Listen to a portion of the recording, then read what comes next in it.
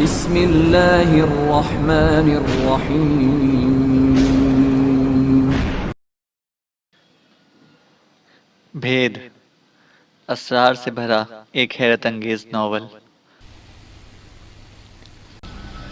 Hegel پراسرار روایتوں کا مالک تھا اور یہاں کے بارے میں بہت سی قدیم داستانیں سن رکھی تھیں۔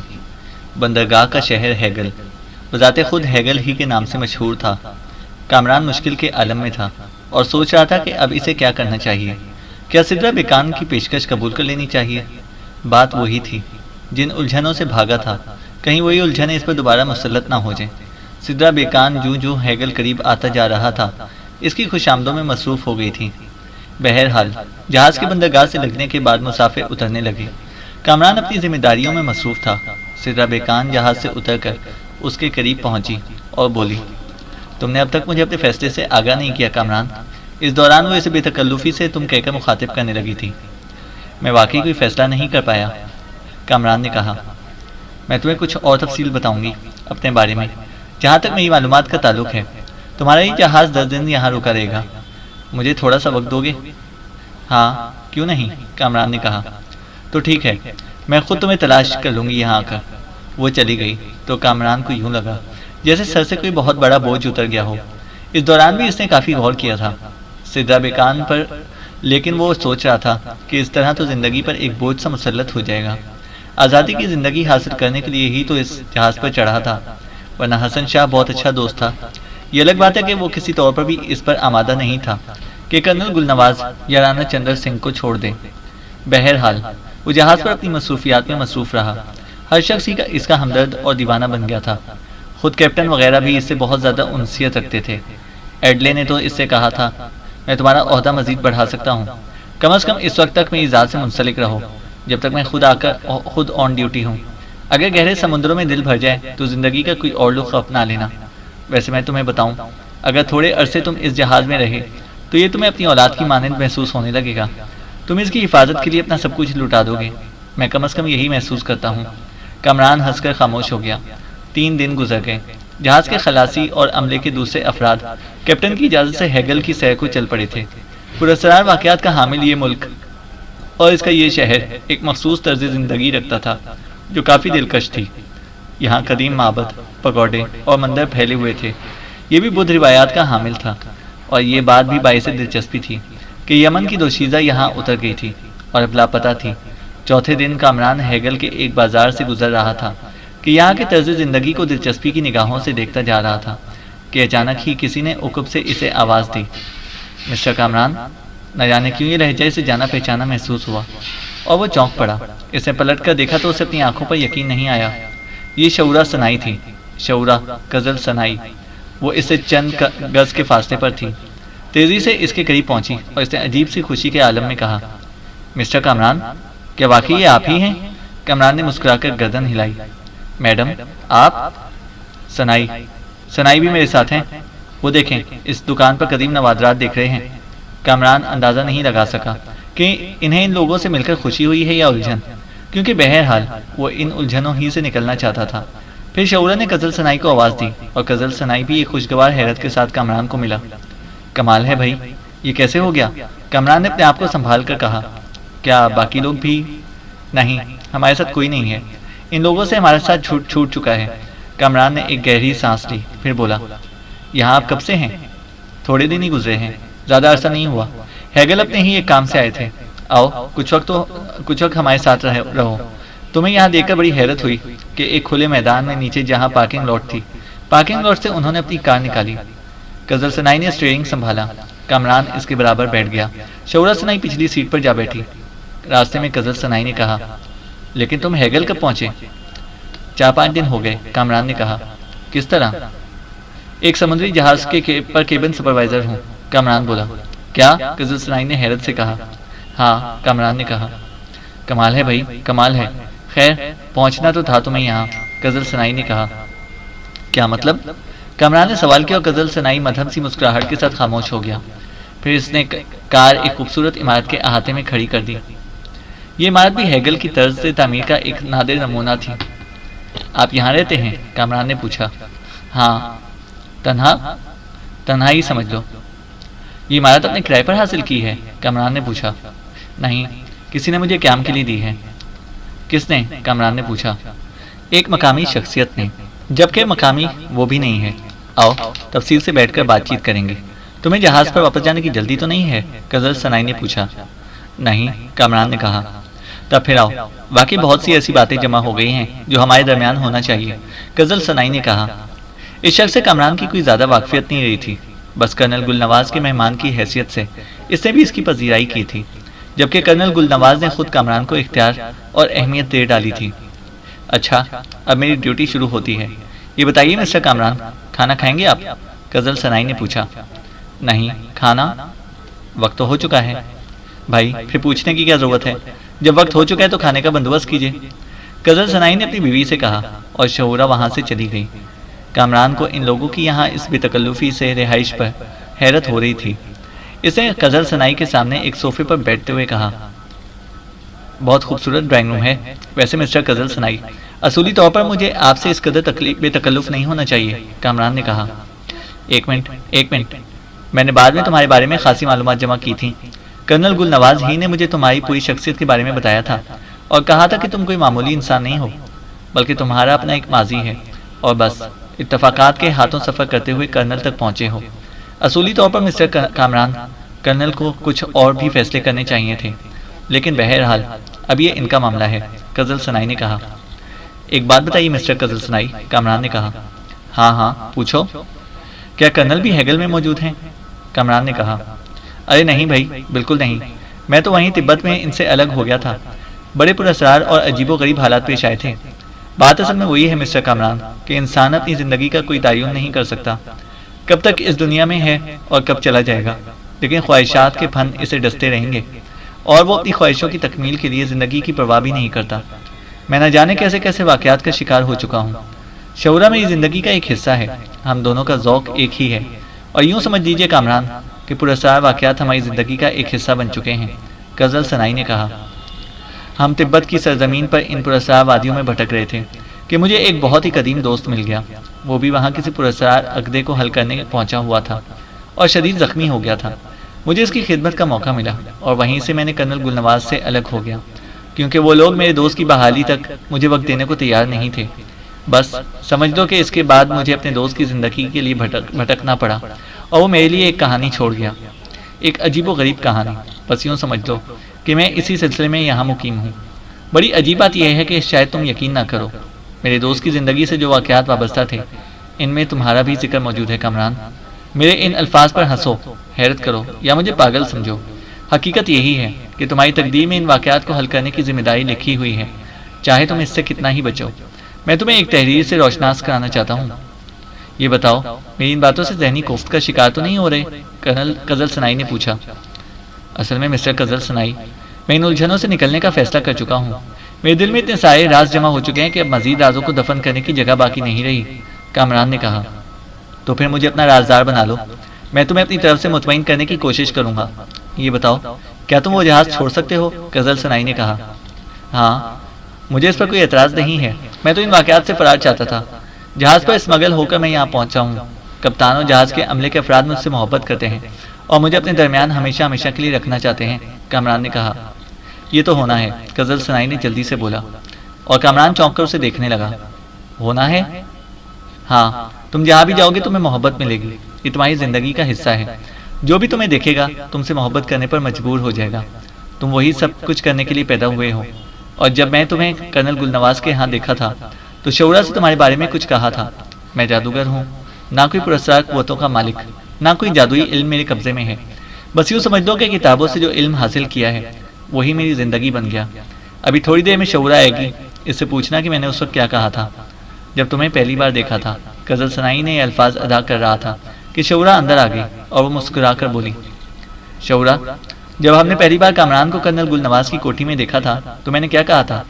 شعورہ مسکرائی اور بولی، ہم تمہیں ایک بات بتائیں کامران، ہم لوگ کوشش کرتے ہیں کہ جھوٹ نہ بولیں۔ بعض اوقات ہماری یہ کوشش ہمیں نقصان بھی پہنچا دیتی ہے، لیکن یقین کرو کہ ہم لوگ جھوٹ نہیں بولتے۔ قزل سنائی نے جب تمہیں دیکھا تھا تو اس کے بعد جب پہلی رات جب ہم سونے کے لیے اپنے بیڈ روم میں گئے تھے تو قزل نے کہا تھا کہ شعورہ یہ بتاؤ، یہاں جو کردار موجود ہیں ان میں سب سے عجیب اور انوکھا کردار کون سا ہے؟ تو میں نے امینہ سلفا کا نام لیا تھا۔ غزل سنائی نے کہا تھا کہ بے شک وہ عورت تاریخ کا کوئی انوکھا اور پراسرار کردار معلوم ہوتی ہے، جس کے لیے والش اور کئی دوسرے افراد ہم سے رابطہ قائم کر چکے ہیں، لیکن تمہیں حیرت ہوگی کہ اس سے بھی زیادہ پراسرار کردار ایک اور یہاں موجود ہے، اور اس طرح موجود ہے کہ وہ شاید خود بھی اپنے بارے میں کچھ نہیں جانتا۔ میں نے حیرت سے کہا تھا کہ وہ کون ہے؟ تو غزل سنائی نے کہا کہ کامران۔ مجھے تو اس وقت صحیح طور سے تمہارا نام تک نہیں معلوم تھا۔ میں نے کہا کہ غزل، اس شخص کی پراسرار بات کیا ہے؟ تو غزل نے کہا کہ یہ تاریخ کا ایک اہم کردار بننے والا ہے اور حالات اس طرف رخ کر رہے ہیں۔ غزل نے ایک اور پیشگوئی بھی کی تھی، شعورا نے کہا، اور کامران حیرت بھری نگاہوں سے اسے دیکھنے لگا۔ وہ بولی، غزل نے کہا تھا کہ کچھ ایسے پراسرار کردار اس سے ملاقات کر چکے ہیں جو ابھی تک کسی کے علم میں نہیں ہیں۔ بعد میں اس کی کوئی توجیہ مسٹر غزل سنائی نے؟ کامران نے بے اختیار پوچھا۔ نہیں کر سکا، میں نہیں کر سکا، لیکن میں اتنا جانتا ہوں کہ سرزمین ہمالیہ میں جو واقعات تمہیں پیش آئے ہوئے ہیں وہ کسی کو پیش نہیں آئے ہوں گے۔ کامران کچھ نڈھال سا ہو گیا۔ شعورا نے کہا، میں کھانا لگاتی ہوں، یہی اطلاع دینے کی آئی تھی۔ کامران نے کہا، مسٹر غزل سنائی، آپ مزید کیا کہنا چاہتے ہیں مجھ سے اس بارے میں؟ صرف یہ میرے دوست کہ تم لاکھ ان واقعات سے بھاگنے کی کوشش کرو۔ جو چیز تقدیر کا ایک حصہ بن چکی ہے وہ تمہیں کرنا ہوگا۔ دیکھو، میں تمہیں پہلے بھی کہہ چکا ہوں کہ میرا علم صرف کتابی ہے، اور صحیح بات بتاؤں تمہیں، دنیا کا ہر علم جھوٹا ہوتا ہے، کتاب کا علم جھوٹا نہیں ہوتا۔ کتاب نے جو کچھ سکھایا ہے انسان کے پہلے دن سے لے کر آخری دن تک اسی کی رہنمائی سے حاصل کرتا چلا آیا ہے، چاہے وہ مذہب کے بارے میں ہو چاہے دنیا کے بارے میں۔ میں اس حقیقت سے کوئی انکار نہیں کرے گا۔ کتاب کے بارے میں مکمل طور سے مخلص ہو جاؤ تو پھر اس کا اپنا ایک کردار شروع ہوتا ہے۔ یہ اوراق جنہیں تم بے جان کاغذ کے ٹکڑے سمجھتے ہو، حقیقت یہ ہے کہ یہ اوراق بولتے ہیں، اور انہی میں راز کائنات پوشیدہ ہے۔ میں نے آج تک کسی پر اپنی علم دانی کا روب نہیں ڈالا، اور نہ ہی میں اس قابل ہوں کہ اپنے آپ کو بہت زیادہ صاحب علم سمجھوں، ظاہر کروں، لیکن کتابیں بولتی ہیں، مجھے بتاتی ہیں۔ بعد میں جب میں نے تمہارے بارے میں معلومات حاصل کی تو مجھے بہت عجیب و غریب باتیں معلوم ہوئیں۔ اب تم ایسا کرو کہ مجھ سے سنو کہ تم سچائیوں کے قائل ہو جاؤ۔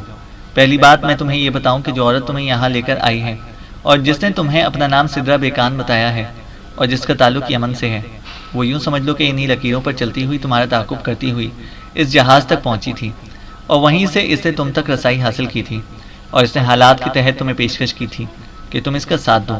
سمجھ رہے ہو نا تم؟ غزل سنائی نے کہا۔ تو کامران پر حیرتوں کے پہاڑ ٹوٹ پڑے۔ حقیقت یہ کہ اس کا ذہن جھنجھنا سا گیا تھا۔ غزل سنائی پھر بولا، شعورا کھانا لگا چکی ہوگی۔ دوست، کوئی ثبوت نہیں ہے میرے پاس اپنے خلوص کا، کوئی ایسی ٹھوس بات یا ایسا کوئی لفظ میں تم سے نہیں کہہ سکتا جس میں تمہیں اپنے خلوص کا یقین دلا سکوں۔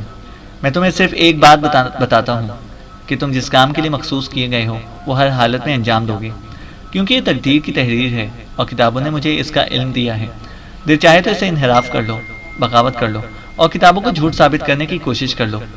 ابتدا میں تمہیں یوں لگے گا کہ جیسے تم اپنے مقصد میں کامیاب ہو گئے ہو، لیکن حقیقت میں تمہیں کامیابی حاصل نہیں ہوگی، بلکہ تم وہ سب کرنے پر مجبور ہوگے جو تمہارے ذریعے ہونا ہے۔ اور اس کا صرف ایک پورشن میں تمہیں یہ بتا دوں کہ تم نے کرنل گل نواز کا ایک بہترین ساتھی ہوتے ہوئے آخرکار کرنل سے علیحدگی اختیار کر لی، اپنے آپ کو اس ماحول سے نکالنے کے لیے اس جہاز پر اسمگل ہو کر چل پڑے۔ ویسے دنیا بہت وسیع ہے اور تم کہیں بھی گم ہو سکتے ہو، لیکن سدرا بیکان کا تمہیں اس جہاز پر مل جانا، تمہیں اپنی طرف متوجہ کرنا، تمہارا اس کی جانب متوجہ ہو جانا، اور اس کے بعد ہیگل تک پہنچ جانا، یہ سب ایسی کہانی کا ایک حصہ ہے جو تمہاری زندگی سے وابستہ ہے۔ غزل سنائی کہتا چلا گیا، اب تم یوں کرو کہ واپس جہاز میں چلے جاؤ، جہاز تمہیں دنیا کے آخری سرے پر چھوڑ دے، وہاں تمہیں ایسے کردار مل جائیں گے جو تمہیں اسی طرف گھسیٹ کر لے آئیں گے۔ کامران کسی قدر جھنجھلاہٹ سے بولا، اور اس کا اختتام کہاں ہوگا؟ یہی تو آج تک کسی کو معلوم نہیں ہو سکا۔ کوئی کتاب یہ علم نہیں دیتی کہ کسی بھی انسان کا اختتام کیا ہے۔ ہم دنیا کے ایک سرے پر پیدا ہوتے ہیں، زندگی کا آغاز کرتے ہیں اور سوچتے ہیں کہ ہمارا محور صرف ایک ہے، اور دنیا کے آخری سرے پر ہماری موت واقع ہوتی ہے۔ دوست، یہ راز کائنات کے مالک نے انسانوں کو نہیں دیا، بالکل نہیں دیا۔ غزل سنائی کہتا چلا گیا، یہ تو عجیب بات ہے، گویا میں اپنی پسند کی زندگی نہیں گزار سکتا۔ کامران نے اتنا ہی کہا تھا کہ شعورا آ گئی۔ میں نے بہترین کھانا پکایا ہے کامران، چاہے تم ہمارے ایک وقت کے مہمان کیوں نہ ہو، لیکن ہم تمہیں مخلصانہ طور پر خوش آمدید کہتے ہیں۔ اور اس میں کوئی شک نہیں تھا کہ اتنے مختصر وقت میں شعورا نے انتہائی نفیس کھانا تیار کیا تھا۔ کامران نے ذہنی الجھن کے باوجود خوب اچھی طرح یہ کھانا کھایا، بلکہ یہ کہا جائے تو غلط نہیں ہوگا کہ اس ذہنی الجھن نے اس کی بھوک بے انتہا کھول کر رکھ دی تھی۔ اچھی طرح شکم سیر ہو کر اور اس کے بعد عمدہ قسم کی کافی پی کر کہا، مجھے تو یوں لگ رہا ہے کہ جیسے اس کھانے میں کوئی خواب آور دوا شامل تھی۔ ہماری گندم کی بات ہے تو بھلا اس سے زیادہ خواب آور دوا اور کیا ہو سکتی ہے؟ چنانچہ کیا مجھے سونے کی اجازت مل سکے گی؟ کامران نے کہا۔ ہاں ہاں، کیوں نہیں، بلکہ یہ مناسب ہوگا کہ تم کچھ وقت آرام کر لو۔ اور پھر کامران کو ایک اعلیٰ درجے کے بیڈ روم میں پہنچا دیا گیا۔ وہ بستر پر لیٹا اور در حقیقت اسے چکر آنے لگے۔ ہر کردار اپنی جگہ انتہائی پراسرار۔ یہ قزل سنائی جو باتیں بتا رہا ہے، یہ تو بڑی سنسنی خیز باتیں ہیں۔ ویسے قزل سنائی نے اسے جو کچھ کہانی سنائی تھی وہ بھی بڑی حیران کن تھی۔ امینہ سلفا کے بارے میں تفصیلات معلوم ہوئی تھی، وہ بھی دماغ چکرا دینے والی تھی، اور بعد میں امینہ سلفا جو کچھ ثابت ہوئی، اس نے اس بات کی تصدیق کر دی تھی کہ قزل سنائی کا کہنا بالکل سچ ہے۔ یہ شخص واقعی صاحب علم ہے، اور اس نے جو کچھ کہا ہے اس کی کچھ نہ کچھ حیثیت ضرور ہے۔ پھر کیا کروں میں؟ کرنل گل نواز میرے لیے انتہائی قابل احترام ہستی تھی، لیکن میں نے اسے صرف ان واقعات سے بچنے کے لیے چھوڑ دیا۔ کیا غزل سنائی اس بارے میں میری رہنمائی کر سکتا ہے؟ پھر کامران نے سونے کی کوشش شروع کر دی۔ دماغی تھکن اس طرح دور ہو سکتی تھی۔ جہاں تک جہاز کا مسئلہ تھا، اسے ایک دم ہی فیصلہ کیا کہ اب وہ جہاز پر واپس نہیں جائے گا۔ بے شک وہاں اس کے کچھ لوگوں سے بہت اچھے تعلقات ہو گئے تھے، خاص طور سے کپتان ایڈلے ڈیوسن اور چند دوسرے افراد اس کے ساتھ بڑی محبت سے پیش آئے تھے اور اسے اپنے درمیان رکھنا چاہتے تھے، لیکن کامران کا دل ایک دم اب اس عمل سے اچاٹ سا ہو گیا تھا۔ اگر واقعی غزل سنائی کا کہنا درست ہے تو پھر میں کس طرح ان حالات سے بھاگ سکوں گا؟ مگر واہ، اسے تقدیر کہاں سے کھیر کر کہاں لائی۔ نہ مسجد میں الیاس احمد ملتے، نہ کرنل گل نواز تک رسائی حاصل ہوتی، اور نہ یہ اس کے بعد پیچ در پیچ واقعات کا عظیم الشان سلسلہ شروع ہوتا۔ کمال ہے، کہانی کا آغاز کہاں سے ہوتا ہے اور اختتام کے بارے میں کچھ نہیں معلوم ہوتا کہ کہاں ہوگا۔ نہ جانے کب نیند آ گئی۔ جاگا تو شام کے 6 بج رہے تھے۔ اپنی جگہ سے اٹھا، ملحق باتھ روم میں منہ ہاتھ وغیرہ دھوئے، بال سنوارے، باہر نکلا ہی تھا کہ شعورہ نظر آ گئی۔ مسکرا کر گردن ہلائی اور بولی، بس اب میں تمہیں جگانے آ رہی تھی۔ لان پر سنائی تمہارا انتظار کر رہے ہیں، چائے لے کر آ رہی ہوں لان پر، چلے جاؤ۔ پہلی بار کامران نے محسوس کیا کہ اس عمارت میں قزل سنائی اور شعورہ سنائی کے علاوہ اور کوئی بھی نہیں ہے۔ شعورہ سارے کام خود ہی اپنے ہاتھوں سے کرتی ہے۔ یہ بڑے تعجب کی بات تھی۔ قزل سنائی کے بارے میں اسے علم ہو چکا تھا کہ وہ لیبیا کا رہنے والا ہے، لیکن یہاں ہیگل میں اس کا یہ انداز بڑا عجیب سا تھا۔ قزل سنائی نے مسکراتے ہوئے اس کا استقبال کیا۔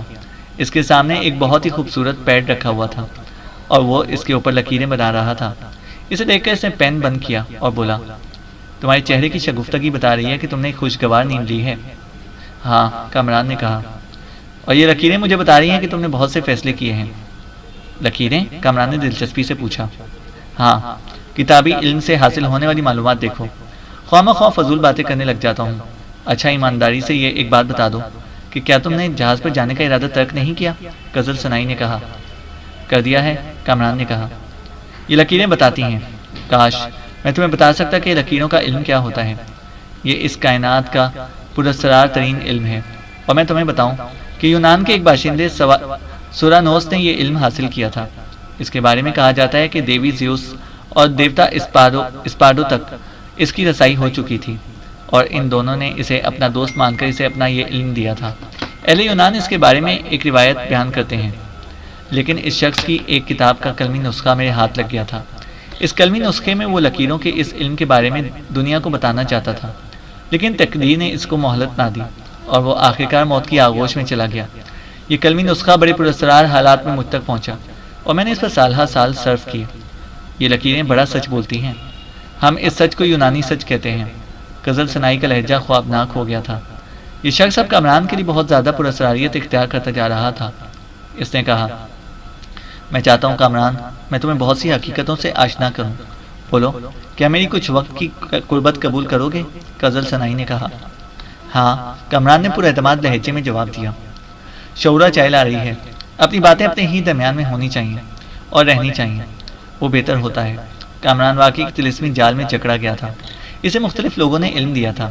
جسمانی طور پر اس وقت وہ ایک طاقتور ترین انسان تھا اور بہت کچھ کر سکتا تھا۔ جہاز پر اس نے کپتان ایڈلے کو جس طرح گود میں اٹھا کر جھپٹا مارا تھا، وہ ایک انسان کی طاقت نہیں تھی، بلکہ گرشک اور سبیتا کی تربیت کی دی ہوئی طاقت تھی، جس نے اسے زمین پر قدم ٹکائے بغیر ایڈلے کو بازو میں دبوچ کر عرشے سے سمندر تک جانے کی قوت بخشی تھی۔ شعورہ ٹرالی گھسیٹتی ہوئی پاس پہنچ گئی۔ ٹرالی پر بہت سا سامان لدا ہوا تھا۔ کامران نے ہنس کر کہا، مسٹر، میرا خیال ہے کہ اگر میں ایک ہفتے تک آپ کے پاس ٹھہر گیا تو میرا وزن خوب بڑھ جائے گا۔ نہیں نہیں، ایسی بات نہیں ہے، اس میں ایسی چیزیں زیادہ نہیں ہیں جس میں کولیسٹرول یا فیٹ ہو۔ پلیز، مجھے خوشی ہو رہی ہے کہ میں ایک مہمان کی خدمت و مدارات کر رہی ہوں، اور مہمان بھی وہ جو انتہائی پراسرار قوتوں کا حامل ہے۔ کھانے پینے کی چیزوں سے فراغت حاصل کی گئی۔ پھر شعورہ نے کہا، غزل کی آنکھوں سے پتہ چلتا ہے کہ اب اس کی خواہش ہے کہ میں اندر چلی جاؤں، رات کا کھانا پکانا ہے مجھے، اس لیے مجھے اجازت؟ ایک درخواست کے ساتھ کامران نے کہا۔ ہاں کہو کہو، سسٹر کہہ رہے ہو اور مجھے اور درخواست کر رہے ہو؟ شعورہ نے کہا، کوئی بہت ہلکی پھلکی چیز رات کے کھانے میں ہو، آپ اپنے لیے کچھ بھی کریں۔ کامران نے کہا، اوکے اوکے، شعورہ نے کہا اور وہاں سے ٹرالی دھکیلتی ہوئی چلی گئی۔ تو غزل ثنائی نے وہ پیڈ سامنے رکھتے ہوئے کہا، ہاں اب اجازت ہے کہ تمہیں پریشان کروں؟ میں پریشان ہونا چاہتا ہوں، کامران نے خوشگوار مسکراہٹ کے ساتھ کہا۔ میں بہت خوش ہوں کہ تم ایک شگفتہ مزاجی کے ساتھ ان الجھے ہوئے حالات کو سننا چاہتے ہو جو کسی کے ذہن بھی خراب کر سکتی ہیں۔ میرے دوست، یہ مزاجی شگفتگی انسان کو لاتعداد مسائل سے نکال لیتی ہے اور وہ خوشگوار حالات کا مقابلہ کرنے کے لیے تیار ہو جاتا ہے۔ میرا مطلب ہے کہ خوش مزاجی کے ساتھ وہ ہر قسم کے حالات کا مقابلہ کر لیتا ہے۔ دیکھو، میں تمہیں پہلے تھوڑی سی تفصیل بتاتا ہوں۔ علی سفیان مصر کا ایک دولت مند انسان ہے۔ اس سے زندگی میں عیش و عشرت کے سوا کچھ نہیں کیا۔ وہ فطرتاً مہم جو ہے اور اس کی مہم جو فطرت سے متاثر ہو کر اس نے بہت سے الجھے ہوئے سفر کیے ہیں جن میں اس کی زندگی لاتعداد بار خطروں سے دوچار ہوئی۔ پھر امینہ سلفا جو در حقیقت ایک پراسرار کردار ہے اس کی زندگی میں داخل ہوئی۔ امینہ سلفا کے بارے میں لکیریں کہتی ہیں کہ یہ ایک عجیب و غریب کردار ہے، ایسا جسے ماضی کا ایک افریت کہا جا سکتا ہے، یعنی وہ ایک ایسی شخصیت ہو سکتی ہے جو بس میں تمہیں صحیح الفاظ میں نہیں بتا سکتا۔ مجھے لکیروں میں ایک نام ملتا ہے اور یہ نام ہے اناتوسیہ۔ کامران کے ذہن کو ایک جھٹکا سا لگا۔ در حقیقت امینہ سلفا اناتوسیہ کی حیثیت ہی سے اس کے سامنے آئی تھی۔ غزل ثنائی نے کچھ لکیروں کو اپنے چہرے کے قریب کر کے کہا، اور امینہ سلفا نے صرف اس لیے علی سفیان سے شادی کی کہ علی سفیان اس کے اس مقصد کی تکمیل کرے جو ابھی تک تاریک پردوں میں چھپا ہوا ہے۔ میرے دوست، میں تمہیں وہ باتیں بتا رہا ہوں جو گزر چکی ہیں۔ مستقبل کا حال کوئی زیرو نہیں بتا سکتا۔ کسی بھی حوالے سے لے لو، مذہب کے حوالے سے لے لو، سائنس کے حوالے سے لے لو، جہاں تک قدرت نے انسان کو اجازت دی ہے وہاں تک انسان اپنے قدم آگے بڑھا سکتا ہے، اور جہاں یہ اجازت نہیں ملی وہاں کچھ بھی نہیں ہو سکتا۔ لکیروں کا یہ کھیل ماضی کے واقعات کا احاطہ کرتا ہے، مستقبل کے نہیں۔ تو میں تم سے کہہ رہا تھا کہ یہ سلسلہ جاری ہوا۔ اب آؤ، میں تمہیں تمہارے ماضی کے بارے میں بتاتا ہوں۔ میں نے لکیروں سے تمہارے بارے میں سوال کیا، اور لکیروں نے جہاں تک میری رہنمائی کی وہ یہ تھی کہ سادگی سے زندگی گزارنے والے کامران کی زندگی میں کوئی ایک کردار ایسا تھا جسے وہ دل و جان سے چاہتا تھا۔ کوئی حادثہ ہوا، وہ کردار اس سے بچھڑ گیا، اور اس کے بعد کامران کو اچانک ہی ایک اور ایسا کردار ملا جو اس کے لیے اجنبی تھا۔ مجھے معاف کرنا کامران، تمہاری عجیب و غریب ذمہ داریاں کچھ مخصوص حالات کی بنا پر ہوئیں۔ اب میں تم سے پورے وثوق کے ساتھ یہ کہہ سکتا ہوں کہ راکان حمزہ کی تلاش نے تمہیں منتخب کیا۔ تمہارے نقوش ایک ایسے شخص سے ملتے جلتے ہیں جو ایک انوکھی دنیا کے لیے ایک انوکھا کردار تھا۔ میرے دوست، میں کوئی جادوگر، عامل نجومی یا کوئی بہت بڑا عالم نہیں ہوں۔ میں نے تمہیں اپنی حقیقت بتا دی کہ لکیروں کا علم مجھے کہاں سے حاصل ہوا، اور میرے تجربات نے مجھے یہ یقین دلا دیا کہ یہ علم جھوٹا نہیں ہے، نامکمل نہیں ہے، بلکہ ماضی کی تمام باتیں صحیح بتاتا ہے اور مستقبل کے لیے خاموش ہے۔ ہاں، یہ کہا جا سکتا ہے ماضی کی روشنی میں اس عمل کو آگے کے لیے استعمال کیا جا سکے۔ تاریخ کے دو انوکھے کردار جن کا تذکرہ میں نے اس تمام کارروائی کے دوران سنا، یعنی گرشک اور سبیتا۔ لکیروں کا عمل بتاتا ہے کہ وہ دو کردار تم سے اجنبی نہیں ہیں، بلکہ ان نقوش کی بنا پر جو ماضی کے اس انوکھے کردار سے ملتے ہیں تم ان کے شناسہ ہو، اور وہ تمہارا سہارا حاصل کرنے میں سرگرداں رہے ہیں، اور اب بھی ان کی آنکھیں تمہیں نظر انداز نہیں کر سکیں۔ بس ان کے بہت سے ایسے معاملات ہیں جن کی بنا پر وہ کھل کر تمہارے سامنے نہیں آ سکتے، لیکن وہ تمہارے ارد گرد منڈلاتے رہیں گے۔ دوست، ایک ایسا انکشاف میں تم پر کر رہا ہوں کہ اگر کسی اور کے سامنے کر دوں تو تم لاتعداد مشکلوں میں گھر جاؤ گے۔ مثلا یہ کہ وہ عظیم الشان خزانہ جس کے لیے خلقت سرگرداں ہے تمہارے علم میں آ چکا ہے۔ تمہاری آنکھوں میں جو چمک آ بسی ہے تم نے خود بھی کبھی اس کا تجزیہ نہیں کیا ہوگا۔ خزانوں کے عمل بڑے پراسرار ہوتے ہیں، اصل میں وہ دیوتاؤں کی شناخت ہوتے ہیں، اور دیوتا جس کی آنکھوں میں جا بسیں اس کی آنکھوں میں تبدیلیاں تو رونما ہونی ہی چاہیے۔ رات کی تنہائیوں میں 12 اور 1 بجے کے درمیان جب 2 دن پہلے، یعنی پہلے دن کی رات اور دوسرے دن کی صبح کا سنگم ہوتا ہے تو دیوتاؤں کی آنکھیں تمہاری آنکھوں سے باہر جھانکتی ہیں، دنیا دیکھتی ہے ایسے وقت میں کبھی رات کی تاریکیوں میں دور تک دیکھنا، تمہاری آنکھوں کی روشنی نہ جانے کہاں تک جائے گی اور اس منظر کو نمایاں کر دے گی جو تمہاری آنکھوں کی روشنی کی زد میں ہوگا۔ یہ ان خزانوں کا عکس ہے جنہیں تم اپنی آنکھوں سے دیکھ چکے ہو، اور یہ تمہارے دل کی سیرابی ہیں، یعنی وہ بڑائی جو آسمانی کہلائی جا سکتی ہے۔ میرے عزیز دوست، میں تمہیں علی سفیان، رانا چندر سنگھ اور کرنل گل نواز کے بارے میں بھی بتا سکتا ہوں۔ یہ لوگ ان خزانوں کی تلاش میں بھٹک رہے ہیں۔ کرنل گل نواز بیمار ہو گیا تھا، اپنے وطن جانے کی بجائے وہ رانا چندر سنگھ کے ساتھ ایک اور تلاش میں نکل گیا۔ اب وہ ٹھیک ہے اور اپنے وطن جانے کی تیاریاں کر رہا ہے۔ ان لوگوں کا خیال ہے کہ وہ دوبارہ اس مہم جوئی کے لیے نئے سرے سے اپنے آپ کو تیار کریں گے۔ جہاں تک امینہ سلفا کا تعلق ہے، وہ علی سفیان کے ساتھ لگی ہوئی ہے اور اس وقت کرنل گل نواز کی کوٹھی پہنچ چکی ہے۔ کرنل گل نواز بھی بہت مختصر سے وقت میں جانے والا ہے۔ وہ لوگ تمہارے لیے سرگرداں ہیں کیونکہ تمہاری ذات کے کچھ اور راز ان کے سامنے نمایاں ہو چکے ہیں۔ کامران نے دونوں ہاتھ چہرے پر رکھ لیے تھے۔ قزل سنائی کہتا جا رہا تھا کہ وہ جادوگر نہیں ہے، لیکن اس نے جو راز کامران کو بتائے تھے، جن کے بارے میں کامران کے سوا اور کوئی نہیں جانتا تھا، اب ان حالات میں قزل سنائی کامران کے لیے کس قدر اہمیت کا حامل ہو گیا تھا، اس کا فیصلہ کرنے میں کامران کو کوئی دقت نہیں ہوئی تھی۔ اس نے ایک گہری سانس لے کر کہا، آپ بہت کچھ جانتے ہیں اور آپ نے جو کچھ کہا ہے وہ لفظ بلفظ صحیح ہے۔ خدا کی قسم، یہ صرف اللہ تعالیٰ کا بخشا ہوا علم ہے جو اسے مجھ تک پہنچا دیا ہے۔ لیکن میں تم سے کہہ چکا ہوں کہ ماضی کے بارے میں تو بتا سکتا ہوں، لیکن مستقبل کا حال اسی طرح میری نظروں سے پوشیدہ ہے جس طرح دنیا بھر کے تمام انسانوں کی آنکھوں سے۔ قزل سنائی نے کہا، میں یہاں تک کیوں پہنچا ہوں؟ کامران نے سوال کیا، اور قزل سنائی کے ہونٹوں پر مسکراہٹ پھیل گئی۔ تم خود نہیں پہنچے، بلائے گئے ہو، قزل سنائی نے کہا۔ کیا مطلب؟ کامران حیرت سے بولا۔ تم نے یہ فیصلہ کیا تھا کامران کہ تم اپنے طور پر زندگی گزارو گے، اور اس لیے تم نے ایک ناخوشگوار فیصلہ بھی کیا تھا، اور وہ یہ کہ ایک عام اور اچھے انسان کی طرح زندگی گزارو گے۔ لیکن کامران، تقدیر کے فیصلے اٹل ہوتے ہیں، تم کتنی کوششیں کر لو ان واقعات سے نہیں بھاگ سکو گے، قزل سنائی نے کہا۔